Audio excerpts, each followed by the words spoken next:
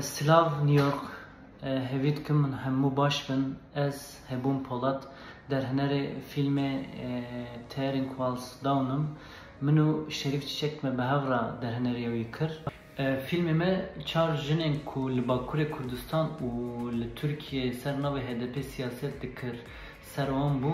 Min jî zanim ki sê hevalên me jin Aysel, Gülten û Figen di girtîgehê de bûn me ser jiyana wan hinkî şopan û hevalkî me dinê jî Sibel Yiğitalp ew jî li Awropa ser mesele Kurdistanê xebatê xwe dimeşîne.